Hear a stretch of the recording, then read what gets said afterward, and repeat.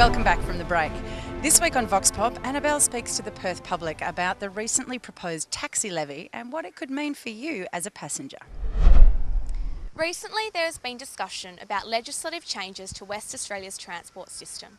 In particular, talking about taxi reform, which will see a 10% levy placed on all taxi shares in an attempt to buy back plates. Obviously, the scheme has come under much criticism, with MPs even being sent death threats. Today we're taking to the streets of Perth to hear what the people have to say about the issue.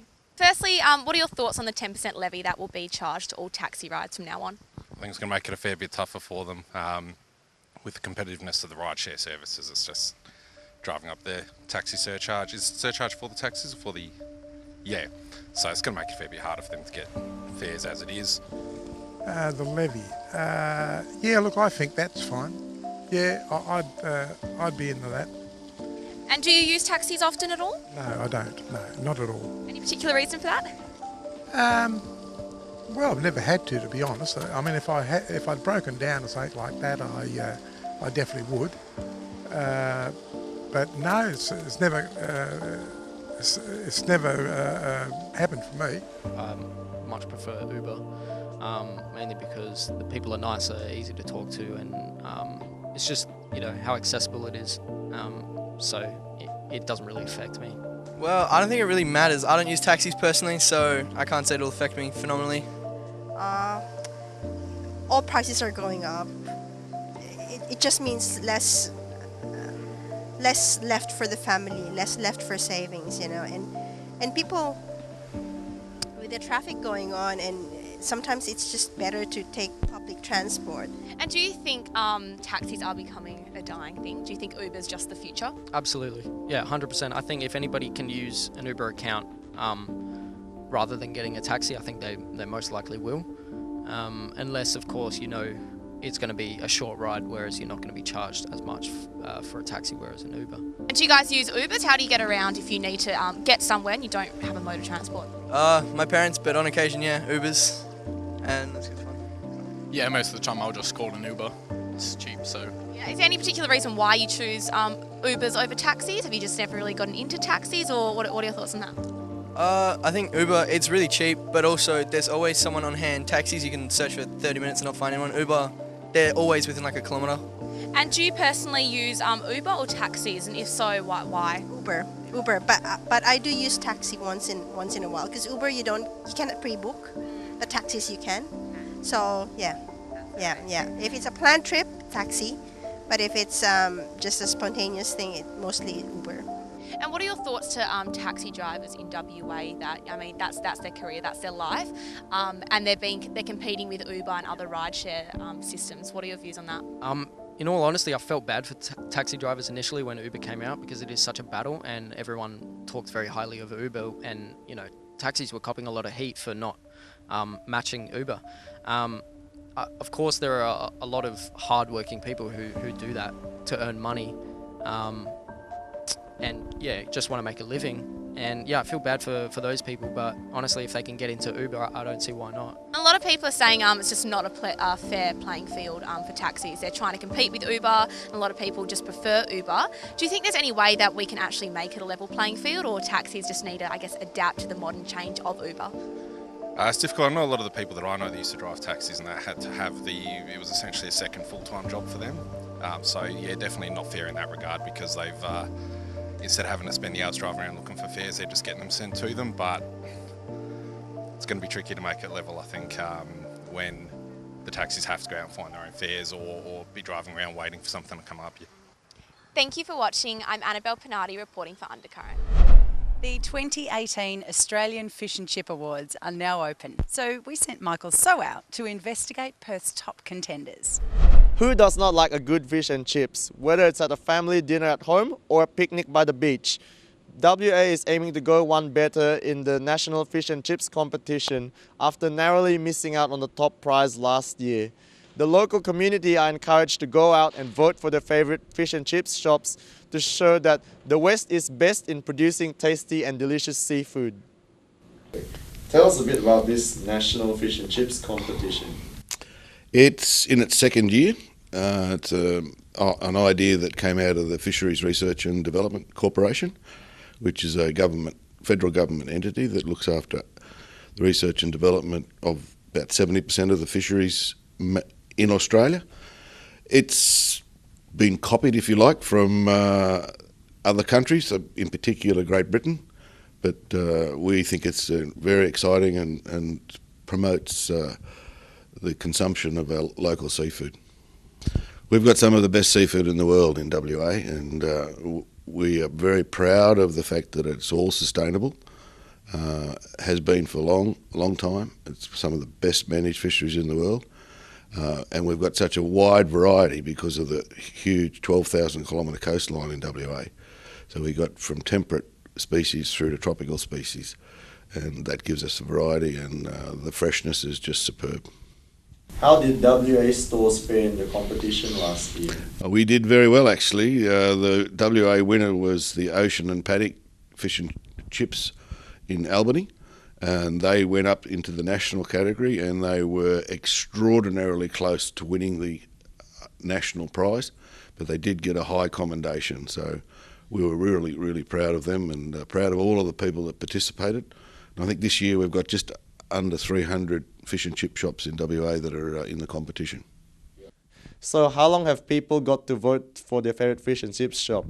They've got till the 15th of September, and that's when voting closes. So we would encourage anybody that's interested in getting their local fish and chip shop on the hit list, go down, have some fish and chips and vote. Albany might be 4 hours away, but there are 3 fish and chips stores in the metro area that have been listed amongst the nation's top 30 fish and chips shops in the national competition. They will want your votes. Tell us a bit about your business. What's your philosophy? Well, I only use Australian seafood. I'm an ex-fisherman. I come from a fishing background. I lived up north for, my family and I lived up north for about 25, 30 years, and we were fishermen. And I realised how hard it was to make money out of the game, and how to compete with imported seafood. So now that I'm in Perth, I decided to open a fish and chip shop to be able to offer the public the best of Australian seafood that I could source and supply. How excited are you to be in this National Fish and Chips competition? God, extremely excited. You just have to look at Paul's face, really. It's stressful, you just got to maintain the quality and the standards. But it's not just good for us, it's good for everyone in the West Australian community. We're lifting the bar, lifting the game. We want to show the eastern states that we can take them on, and our food is better than what they've got. So a vote for any of your local fish and chip shops, Oh My Cod in particular, promotes West Australian food, West Australian seafood, the fishermen, the industry, and everybody really. Everyone wins. But we're very, very excited. Yeah. How are you preparing for this competition? A lot of work. So there's obviously a lot of promotions and things going on at the moment. So, you know, all of our customers are very supportive of us. So every time they come in, basically they register a vote for us. They pass it on to their friends. We're out in the local community. As far as actually getting ahead of the game, if you like, we like to offer, as we say, the best that we can offer. So everything that we do is trying to be the best that we can do, so that we, you know, this competition is based on its merit. So we want to be able to be, you know, in this competition for the right reasons, for offering the right produce, the right quality, and the right customer service to people. So, yeah. So what does being in the National Fish and Chips competition mean for Kiwi Fish and Chips? It's just a chance to get our name out there a little bit more.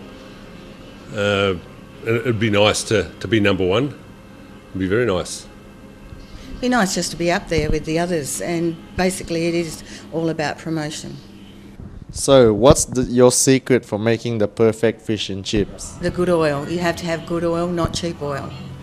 And cleaned regularly. Cleaned regularly, and make sure your product is crispy. As John said, voting for the National Fish and Chips competition closes on the 15th of September. Thank you for watching. This is Michael Sir reporting for Undercurrent. Some disturbing Facebook posts about grave sites being dug up for redevelopment have been circulating lately. So we sent Laura down to Karrakatta Cemetery to investigate the alleged situation. This week, there has been heaps of misinformation going around on social media about the Karrakatta Cemetery Renewal program. I came down and spoke to the CEO of the WA Cemetery Board to check out what is actually going on and see if anybody's are getting exhumed. The program's been going since the 1970s, and essentially we bury in between existing graves. We have a monument assessment advisory committee comprised of historians, genealogists, architects, and they actually assess each monument based on historic value.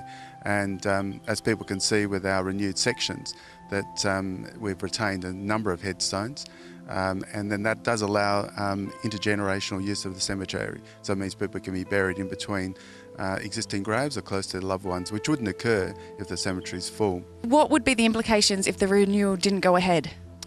Would mean then that choice wouldn't be available to the community, and that essentially is then we're not really reflecting community need. Our mission really is, as a government agency, is to really reflect community need as in burial and cremation, memorialisation, and also reflect the religious and cultural needs. So we're forever trying to do that on a very multicultural community. Now, there's been a bit of an uproar I've seen on social media about digging up bodies. This isn't the case. Can you explain to the people what the difference between digging up bodies and a renewal is? Yes, no, we don't dig up bodies, and that's caused a lot of distress. We've had a lot of phone calls over the last couple of days with this Facebook group effectively spreading lies about digging up bodies, and had very, very distressed people ring. We don't do that, no. It's not part of the renewal program. All we do is bury in between existing graves and retain all the monuments unless they break and move them within the actual burial section itself. So we don't destroy headstones, we don't dig up bodies. Tell us a little bit about how you actually dig out the plots in between the existing plots. Okay, we actually have a small excavator.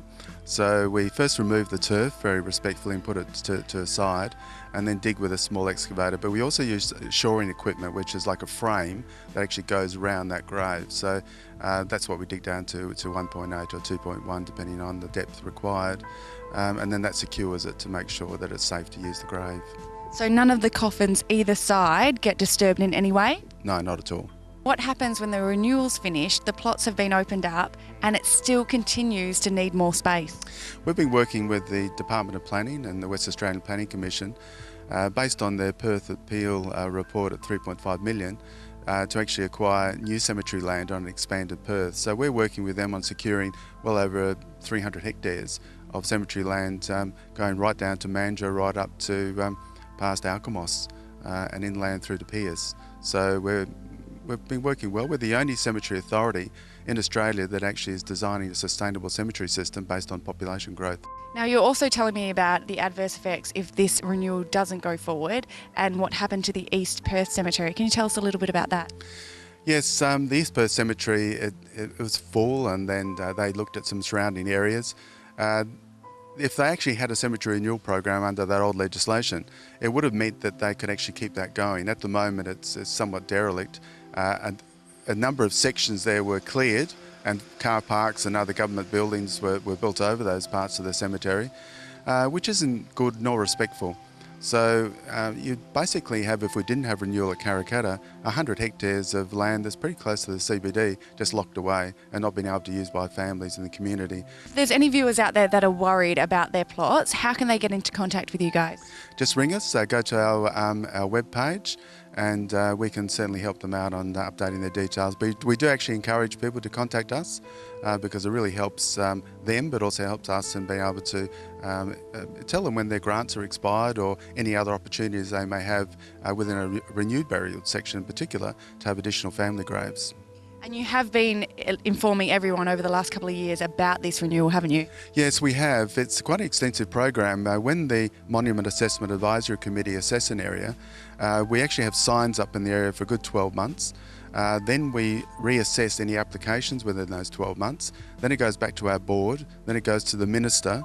If the minister approves it, then before we actually start doing any physical work, we go out again to inform the community. Well, thank you so much, Peter. It's been wonderful, and people should come down and check it out. And if they want to buy a plot, what would you say to them?